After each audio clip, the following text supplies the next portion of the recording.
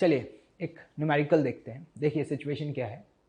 t equals to 0 पर एक particle को ग्राउंड सरफेस से 30 मीटर हाइट ऊपर से ड्रॉप किया गया है। ड्रॉप करने का मतलब क्या है कि इस इंस्टेंट पर इसकी वेलोसिटी क्या है, 0। जिस इंस्टेंट पे पार्टिकल a को ड्रॉप किया है एग्जैक्टली उसी इंस्टेंट पर पार्टिकल b को ग्राउंड सरफेस से 30 मीटर पर सेकेंड से अपवर्ड डायरेक्शन में प्रोजेक्ट किया है, और इन दोनों का जो मोशन है ना वो सेम लाइन के अलोंग हो रहा है। ठीक, तो देखिए प्रॉब्लम क्या लिखा हुआ है। देखें t equals to 0, particle a is dropped and simultaneously particle b is thrown upward with 30 metre पर second. Find when and where they will meet each other। फिर से वैसा ही सिमिलर क्वेश्चन, क्या पूछा जा रहा है, कब और कहां पर मुलाकात होगी। ऐसा प्रॉब्लम ऑलरेडी हम कहां सॉल्व कर चुके हैं, काइनेमैटिक्स 1D में। चलिए अब देखते हैं कि रिलेटिव के अप्रोच से हम इस प्रॉब्लम को कैसे सॉल्व कर सकते हैं। एक बात बताएं मुझे, अगर मैं आपसे पूछूं कि during the motion acceleration of A क्या होगा, तो आप ये जानते हैं कि ये मोशन अंडर ग्रेविटी है, मतलब फ्री फॉल हो रहा है, तो एक्सेलरेशन ऑफ ए क्या होगा, डाउनवर्ड डायरेक्शन में। और अगर मैं यहाँ पर अपवर्ड डायरेक्शन को पॉजिटिव और डाउनवर्ड डायरेक्शन को नेगेटिव कंसिडर करूं तो ए का एक्सेलरेशन क्या लिखूंगा, -10 मीटर पर सेकेंड स्क्वायर। माइनस क्यों लिखा समझ आ रहा है, क्योंकि एक्सेलरेशन ए का हमेशा कहाँ होगा, डाउनवर्ड डायरेक्शन में।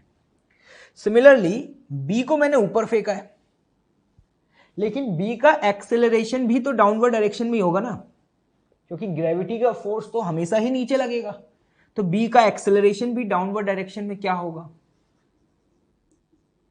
-10 मीटर पर सेकेंड स्क्वायर। ये समझ में आया, मतलब ए और बी दोनों का एक्सेलरेशन ड्यूरिंग द मोशन क्या है, सेम है। अगर हमें यहाँ पे मोशन एनालिसिस करनी है तो हम किसी भी एक बॉडी के फ्रेम में जाते हैं। तो चलिए ए के फ्रेम में मोशन एनालिसिस करते हैं। किसके फ्रेम में, इन फ्रेम ऑफ ए। अगर ए के फ्रेम में आप बी के मोशन को ऑब्जर्व करें तो एक बात बताएं, initial velocity of B in frame of A क्या होगी। बी की वेलोसिटी 30 है, ए को ड्रॉप किया है तो उसकी वेलोसिटी 0 है। तो बी के वेलोसिटी ए के फ्रेम में 30 मीटर पर सेकेंड ही आएगी। क्या बोला मैंने, जरा देखें ध्यान से। बी की वेलोसिटी ए के फ्रेम में क्या लिखेंगे, velocity of B minus velocity of A. Clear है, ए का वेलोसिटी क्या है इनिशियली, 0, और बी का वेलोसिटी ऑलरेडी पता है। अगर मैं आपसे पूछूं कि बी का एक्सेलरेशन ए के फ्रेम में बताएं, तो जरा ध्यान से देखना, अगर दोनों का एक्सेलरेशन सेम है तो जब आप सब्ट्रैक्ट करेंगे तो ये वैल्यू क्या आएगी, 0। इसका मतलब क्या हुआ कि जब हम ए के फ्रेम से बी को देखते हैं तो उसका एक्सेलरेशन 0 आ रहा है। इसका मतलब ये हुआ कि ए के फ्रेम में क्या बी उसे कांस्टेंट वेलोसिटी से मूव करता हुआ दिखाई देगा। मैंने क्या बोला, दोबारा से बोल रहा हूं, अगर हम ए के फ्रेम से मतलब अगर ए कौन हो, ऑब्जर्वर, अगर ए के फ्रेम से बी को देखेंगे तो बी हमें कांस्टेंट वेलोसिटी से मूव करता हुआ दिखाई देगा, क्योंकि एक्सेलरेशन क्या है, 0 मीटर पर सेकेंड स्क्वायर। तो अब हमारे लिए बहुत आसान हो गया। फर्स्ट पार्ट में यही तो पूछा गया है, व्हेन मतलब किस टाइम पे मुलाकात हुई। जब इनकी मुलाकात हुई, ए के फ्रेम से देख रहे हैं तो ए के फ्रेम से देखने का मतलब ए रेस्ट पर है, और बी को अगर ए से मिलना है तो कितना ऊपर जाना पड़ेगा, 30 मीटर। तो हम ये कह सकते हैं कि displacement of B in frame of A is what, +30 metre. Clear, time calculate करना है, बहुत आसान है। वेलोसिटी कांस्टेंट है तो हम सीधे सीधे यहां पर लिख सकते हैं जो भी डिस्प्लेसमेंट हुआ होगा वो क्या होगा, velocity into time. Displacement is what, 30, velocity is also 30 into T. यहां से टी का वैल्यू क्या आया, 1 सेकेंड। मतलब टी इक्वल्स टू 1 सेकेंड पर ए और बी की मुलाकात होगी। क्लियर? दूसरा पार्ट क्या है? वेयर। वेयर मतलब कहां पर मिले। तो एक बात बताओ कि 1 सेकंड में बी का ग्राउंड फ्रेम में कितना डिस्प्लेसमेंट हुआ, क्या वो मैं कैलकुलेट कर सकता हूं? बिल्कुल। मुझे पता है ग्राउंड फ्रेम में बी की वेलोसिटी 30 और एक्सेलरेशन क्या है ग्राउंड फ्रेम में? -10। तो ध्यान से देखें, अगर इन ग्राउंड फ्रेम, क्या बोला मैंने? ग्राउंड फ्रेम बी का डिस्प्लेसमेंट निकालना चाहते हैं तो हम यहां पे इक्वेशन लगाएंगे u B t plus half a B t into t square. U B this is what? 30 into t, t is what? 1 plus 1/2। Acceleration क्या है? -10 इंटू 1 स्क्वायर। पता है वैल्यू क्या आ रही है? 25 मीटर। इसका मतलब समझ आया कि 1 सेकंड में बी यहां से 25 ऊपर पहुंच जाएगा, और अगर ये 25 मीटर ऊपर पहुंच गया तो एक बात बताना, इतनी देर में ए कितना नीचे आया? ए नीचे आएगा आपका कितना? 5 मीटर। और यहां पर जाकर के मतलब ग्राउंड सरफेस से 25 मीटर अबव ए और बी की मुलाकात होगी। क्लियर? यहां पे हमने देखा कि इस प्रॉब्लम को हमने कैसे सॉल्व किया, इन फ्रेम ऑफ ए। तो याद रखिएगा, जब भी इस टाइप के प्रॉब्लम्स आते हैं जिसमें both of the bodies motion under gravity कर रहे हो, इसका मतलब क्या है कि मतलब दोनों ही बॉडी का एक्सेलरेशन जी के बराबर हो, तो रिलेटिव से प्रॉब्लम्स को सॉल्व करना आसान होता है। क्यों? क्योंकि उस केस में अगर आप किसी भी एक बॉडी का दूसरे बॉडी के रिलेटिव एक्सेलरेशन फाइंड करेंगे ना, तो वो एक्सेलरेशन क्या आएगा? 0 आएगा। मतलब अगर दो body motion under gravity move कर रहे हैं तो एक के फ्रेम से दूसरी बॉडी को देखेंगे तो वो हमेशा कांस्टेंट वेलोसिटी से मूव करता हुआ दिखाई देगा। ओके, चलिए देखिएगा, एक सिचुएशन है आपके सामने। एक जो लिफ्ट अपवर्ड डायरेक्शन में मूव कर रहा है, t=0 पर लिफ्ट का जो वेलोसिटी है वो आपको 4 मीटर पर सेकेंड दिया हुआ है, और इस लिफ्ट का जो एक्सेलरेशन है वो कांस्टेंट है, जो कि क्या दिया हुआ है? 2 मीटर पर सेकेंड स्क्वायर। इस लिफ्ट के अंदर ना एक पर्सन है और उसके हाथ में एक कॉइन है, ठीक है, और t=0 पर वो पर्सन उस कॉइन को ड्रॉप करता है। ये सिचुएशन आपको दी गई है, जैसा कि देख पा रहे हैं, t=0 coin was dropped. Just after t=0, मतलब कॉइन के ड्रॉप करने के जस्ट बाद हमें यहां पर ये डिफरेंट पैरामीटर्स कैलकुलेट करने हैं।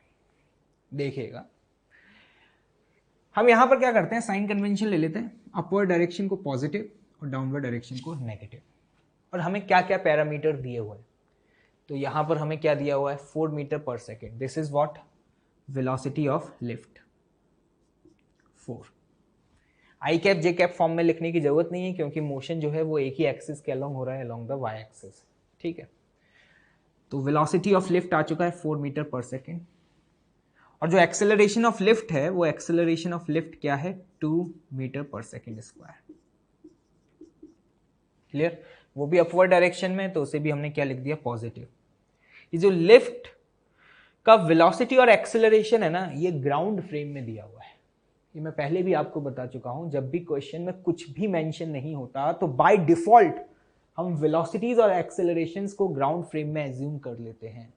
ग्राउंड फ्रेम का मतलब क्या है? मतलब अगर कोई ऑब्जर्वर ग्राउंड से इस लिफ्ट को देख रहा है ना, तो t=0 पर इस लिफ्ट की वेलोसिटी कितनी दिखाई देगी? 4 मीटर पर सेकेंड, और एक्सेलरेशन 2 मीटर पर सेकेंड स्क्वायर। क्लियर? चलो आगे बढ़ते हैं। फाइंड, ए पार्ट बताओ क्या पूछा है? Acceleration of coin with respect to ground.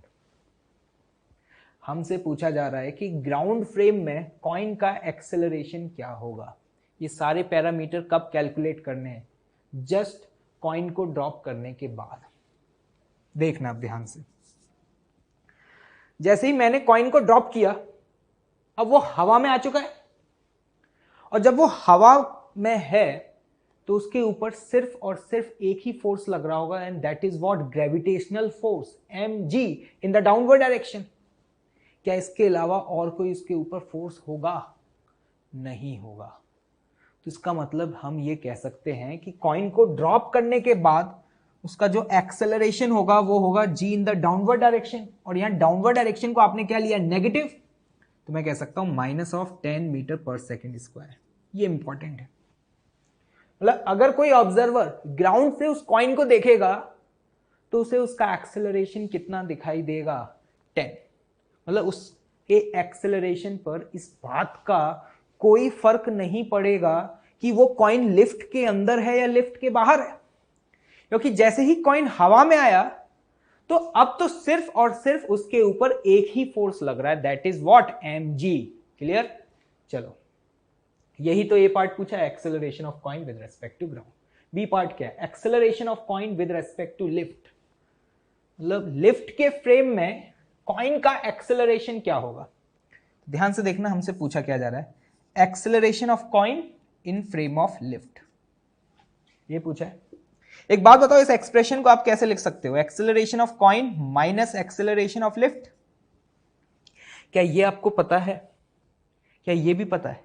तो बस वैल्यूज क्या कर दो, पुट कर दो। तो ध्यान से देखना, हम यहां पे लिख सकते हैं -10 -2, तो ये वैल्यू आती है हमारे पास क्या, -12 मीटर पर सेकेंड स्क्वायर। मतलब लिफ्ट के फ्रेम से इसका एक्सेलरेशन कितना दिखाई देगा, 12 मीटर पर second square in the downward direction. और लिफ्ट के अंदर है कौन, ये पर्सन।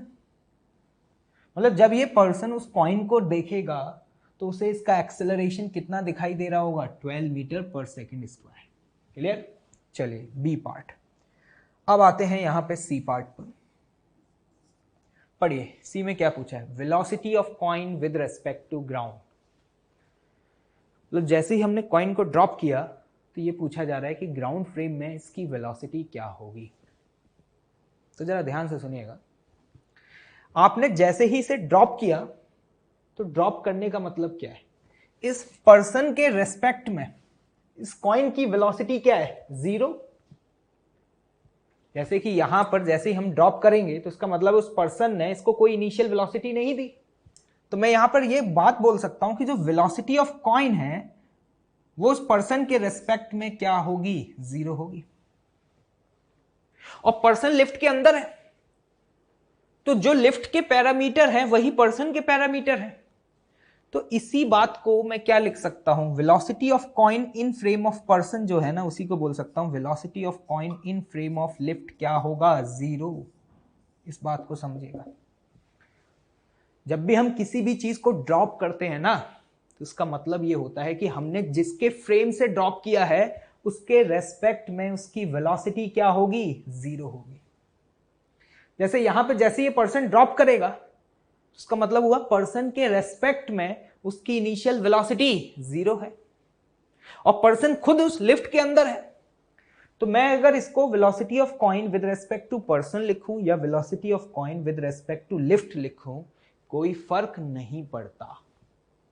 तो यहां से मेरे पास ये पैरामीटर आ गया। डी पार्ट में यही पूछा था, velocity of coin with respect to lift. तो मैं ये कह सकता हूं मेरे पास डी पार्ट तो आ चुका है, सी नहीं, पहले हमारे पास डी पार्ट आ गया। अब एक बात बताओ, ये पैरामीटर होगा क्या, velocity of coin in frame of lift is what, velocity of coin minus velocity of lift, और ये 0 है। तो ये 0 होने का मतलब क्या हुआ, velocity of coin is equal to velocity of lift, और वेलोसिटी ऑफ लिफ्ट आपको क्या दिया हुआ है, 4 मीटर पर सेकेंड।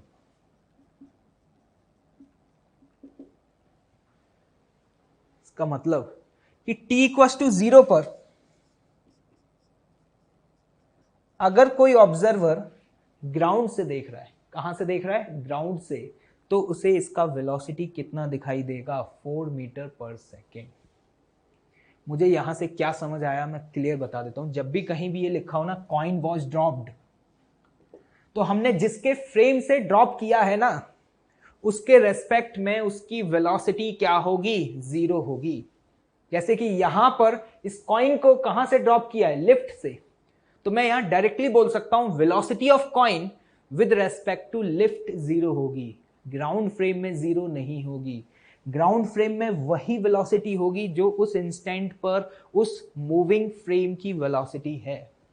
और आप ऐसे क्वेश्चंस काइनेमेटिक्स 1D में कर चुके हैं, याद करिए। जैसे कि एक हॉट बैलून जो कि अपवर्ड डायरेक्शन में मूव कर रहा होता था और वहां पे आप किसी एक स्टोन को ड्रॉप करते थे, तो जिस इंस्टेंट पे आप ड्रॉप करते थे उस इंस्टेंट पे आप उसकी इनिशियल वेलोसिटी वही लेते थे जो उस हॉट बैलून की हुआ करती थी। वही तो यहां पर है। जिस इंस्टेंट पे हमने ड्रॉप किया उस इंस्टेंट पे उस कॉइन की वेलोसिटी वही है जो उस समय उस लिफ्ट की वेलोसिटी है, क्योंकि लिफ्ट भी अभी अपवर्ड डायरेक्शन में 4 मीटर पर सेकेंड से मूव कर रहा है। क्लियर? याद रखिएगा, आगे के न्यूमेरिकल्स में इन सभी चीजों का यूज आएगा। ठीक है? जब भी हम ये बोलें क्या कि किसी चीज को ड्रॉप किया है, तो इसका मतलब उसके रेस्पेक्ट में जिसके फ्रेम से ड्रॉप किया है उसकी वेलोसिटी क्या लेंगे? जीरो लेंगे। ओके, ठीक। चलिए एक लिफ्ट कॉइन का न्यूमेरिकल सॉल्व करते हैं। देखिएगा प्रॉब्लम क्या है। A lift is moving down with a constant velocity of 20 meter per second. A person in a lift drops a coin from a height of 5 meter from floor of the lift. Find the time taken by coin to strike the floor. Situation क्या है पहले वो समझते हैं। देखिएगा, एक जो lift है वो लिफ्ट कांस्टेंट वेलोसिटी से मूव कर रहा है in the downward direction 20 metre पर सेकेंड। कांस्टेंट वेलोसिटी का मतलब है हम डायरेक्टली बोल सकते हैं कि एक्सेलरेशन ऑफ लिफ्ट क्या होगा? जीरो। और एक पर्सन जो कि इस लिफ्ट के अंदर है उसके हाथ में एक कॉइन है। ठीक है, उस पर्सन ने उस कॉइन को ड्रॉप किया और ये यहां पे मेंशन है कि जो कॉइन है ना वो कितनी हाइट पर है? 5 मीटर। तो कॉइन को ड्रॉप करता है और अब आपसे पूछा जा रहा है कि कितने टाइम के बाद वो कॉइन इस लिफ्ट के सरफेस से स्ट्राइक करेगा। देखो ध्यान से, जब भी इस टाइप के प्रॉब्लम्स आए और आपसे टाइम वगैरह की कैलकुलेशन पूछी जाए ना, तो हम इन प्रॉब्लम्स को ग्राउंड फ्रेम से ना सॉल्व करके लिफ्ट के फ्रेम से सॉल्व करना प्रेफर करते हैं। अब आप कहेंगे कि क्यों, क्या ग्राउंड फ्रेम से नहीं कर सकते? कर सकते हैं, लेकिन लिफ्ट के फ्रेम से मोशन को ऑब्जर्व करना आसान होगा। मैं अगर ये बोल रहा हूं लिफ्ट के फ्रेम से, इसका मतलब क्या है? जो लिफ्ट है वो मेरे लिए ऑब्जर्वर है। तो अगर मैं इस प्रॉब्लम को लिफ्ट के फ्रेम में सॉल्व करूंगा तो हम ये एज्यूम कर सकते हैं कि जो लिफ्ट है वो क्या आ गई? रेस्ट पर आ गई। और हम ये देख चुके हैं कि जो टाइम की कैलकुलेशन है वो हम चाहे ग्राउंड फ्रेम में करें या फिर किसी और के फ्रेम में करें, टाइम तो फ्रेम से क्या आता है? इंडिपेंडेंट आता है। मतलब टाइम फ्रेम पर डिपेंड नहीं करता। तो जब भी हमें टाइम पूछा जाएगा ना इस टाइप के प्रॉब्लम्स में, लिफ्ट और कॉइन के प्रॉब्लम्स में, तो हम हमेशा लिफ्ट के फ्रेम में कैलकुलेट करना प्रेफर करेंगे। इसको याद रखिएगा। ठीक है, इसका बेनिफिट हमें क्या मिलेगा? क्योंकि लिफ्ट के फ्रेम में गए तो हम ये एज्यूम कर लेंगे लिफ्ट रेस्ट पर है, तो अब हम कॉइन के मोशन को इजीली ऑब्जर्व कर सकते हैं। वहीं अगर इसी प्रॉब्लम को आप ग्राउंड फ्रेम से सॉल्व करते तो आप ये सोचो, जब आपने कॉइन को ड्रॉप किया तो कॉइन भी मूव कर रहा है और वो लिफ्ट है वो भी मूव कर रहा है। तो जब दोनों ही मूव कर रहे हैं तो ग्राउंड फ्रेम में मोशन को ऑब्जर्व करना रिलेटिवली थोड़ा हमारे लिए टफ हो जाता है। तो चलिए इस प्रॉब्लम को हम सॉल्व करते हैं इन फ्रेम ऑफ लिफ्ट। देखिएगा, लिफ्ट के फ्रेम में गए, इसका मतलब लिफ्ट को हम एज्यूम कर सकते हैं क्या है वो? रेस्ट पर। क्लियर? यहां पर अपवर्ड डायरेक्शन को पॉजिटिव और डाउनवर्ड डायरेक्शन को नेगेटिव कंसिडर कर लेते हैं। अब देखते हैं कि हमें क्या क्या पैरामीटर्स दिए हुए हैं। एक बात बताओ मुझे, यहां पे एक लाइन लिखा हुआ है, a person in lift drops a coin. जो पर्सन लिफ्ट के अंदर है उसने कॉइन को ड्रॉप किया है। अभी हम जिक्र कर चुके हैं इस बात का। ड्रॉप करने का मतलब क्या हुआ? क्या हम ये कह सकते हैं initial velocity of coin in frame of lift क्या होगा? जीरो। क्योंकि जो पर्सन लिफ्ट के अंदर है उसके फ्रेम में उस कॉइन की इनिशियल वेलोसिटी क्या है? जीरो, क्योंकि उसने जस्ट उस कॉइन को ड्रॉप किया है। और पर्सन और लिफ्ट दोनों एक साथ मूव कर रहे हैं, तो चाहे मैं इसको velocity of coin in frame of person लिखूं, चाहे मैं इसे velocity of coin in frame of lift लिखूं, कोई फर्क नहीं पड़ता। ठीक, अब बात करते हैं एक्सेलरेशन की। तो हमें एक्सेलरेशन भी कॉइन का किसके फ्रेम में निकालना होगा? लिफ्ट के फ्रेम में। मतलब we have to find acceleration of coin in frame of lift. इस एक्सप्रेशन को हम कैसे लिखेंगे? Acceleration of coin minus acceleration of lift. लेकिन लिफ्ट कांस्टेंट वेलोसिटी से मूव कर रहा है, ऐसा क्वेश्चन में मेंशन है, तो लिफ्ट का एक्सेलरेशन क्या है? 0। तो लिफ्ट के फ्रेम में कॉइन का एक्सेलरेशन वही आएगा जो उस कॉइन का एक्सेलरेशन ग्राउंड फ्रेम में है। एक बात बताओ तुम मुझे, तुमने जैसे ही कॉइन को ड्रॉप किया, उस कॉइन पर कौन सा फोर्स लग रहा है? सिर्फ एक ही फोर्स, mg फोर्स। और उस mg फोर्स की वजह से एक्सेलरेशन क्या होगा? g in the downward direction. तो हम डायरेक्टली ये बोल सकते हैं ये वैल्यू क्या होगी? -10 मीटर पर सेकेंड स्क्वायर। और अभी हमने देखा भी था, जब हम कॉइन को ड्रॉप करते हैं तो ग्राउंड फ्रेम में उसका एक्सेलरेशन हमेशा क्या रहेगा? g in the downward direction.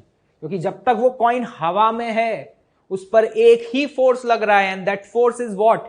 Gravitational force. ये आ चुका है, ये भी आ चुका है।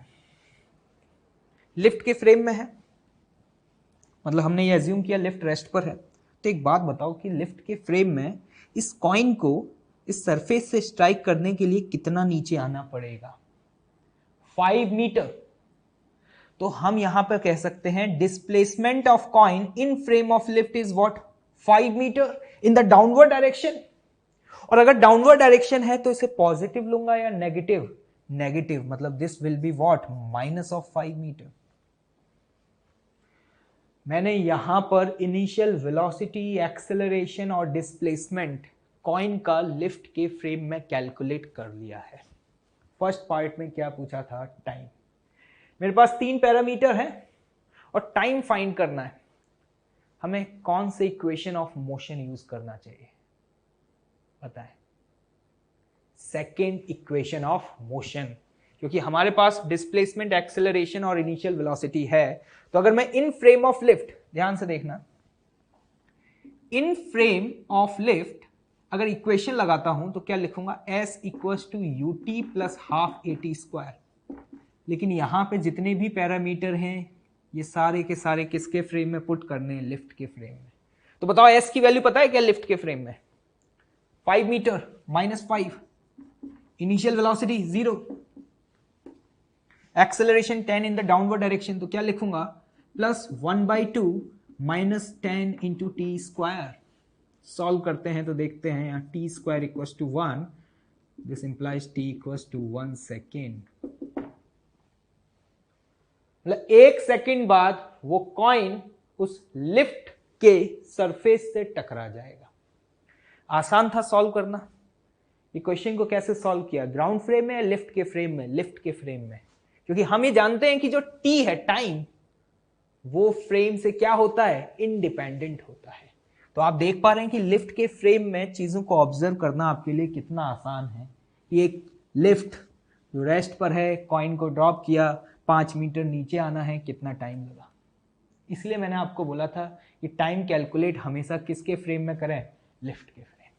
चलिए बी पार्ट पूछा है, distance travelled by coin in the ground frame. अब हमसे पूछा जा रहा है कि ग्राउंड फ्रेम में ये कॉइन कितना डिस्टेंस ट्रेवल करेगा, ये कैसे कैलकुलेट करें?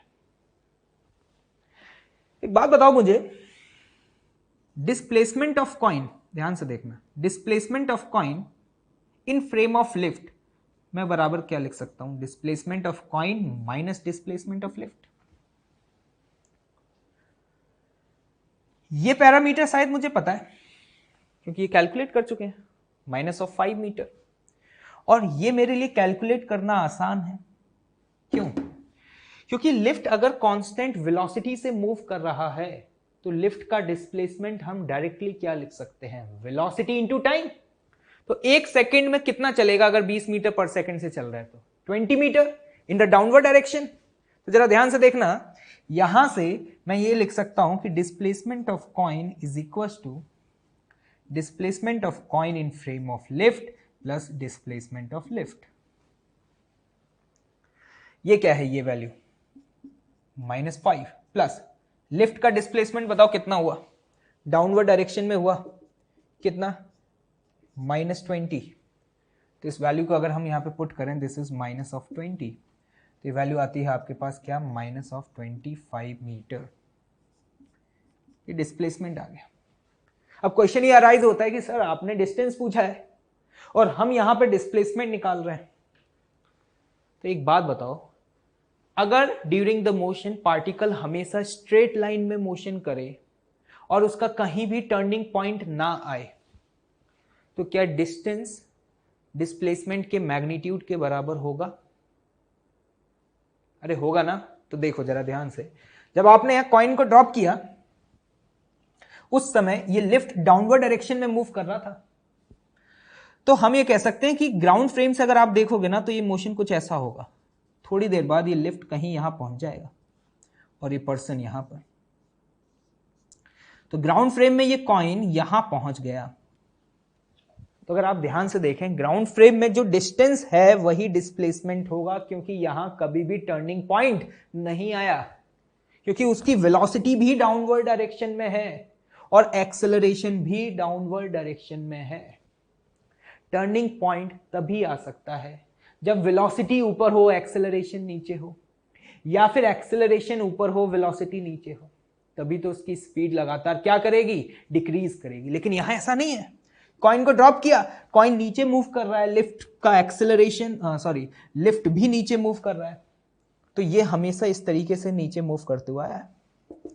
तो हम यहां पे सिंपली कह सकते हैं कि जो ग्राउंड फ्रेम में कॉइन का डिस्प्लेसमेंट है ना, इसका मैग्नीट्यूड ही आपको क्या देगा, डिस्टेंस देगा। और इसका मैग्नीट्यूड आप समझ पा रहे होंगे वो कितना हो जाएगा, 25 मीटर। और ऑब्जर्व करना भी आसान है आपके लिए। एक बात बताओ, ये जो फ्लोर है, ये फ्लोर कितना नीचे आया, 1 सेकंड में 20 मीटर। तो अगर आप ऑब्जर्वर हैं और आप ग्राउंड से देख रहे हैं तो कॉइन को देखो ध्यान से, कॉइन पहले यहां पे था, अब कॉइन फाइनली यहां पहुंच गया। कॉइन कितना नीचे आया, 5 + 20, this is what, 25 metre.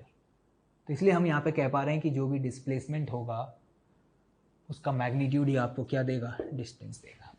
Clear है? हम आगे ऐसे और भी प्रॉब्लम सॉल्व करेंगे, लेकिन हमेशा एक बेसिक अप्रोच जो आपको याद रखना है, जब भी आपसे इस टाइप का कोई प्रॉब्लम पूछा जाए कि कितने समय बाद वो कॉइन लिफ्ट के सरफेस से टकराएगा, तो इन प्रॉब्लम्स को हम ग्राउंड फ्रेम से सॉल्व करने की बजाय लिफ्ट के फ्रेम से सॉल्व करना प्रेफर करते हैं।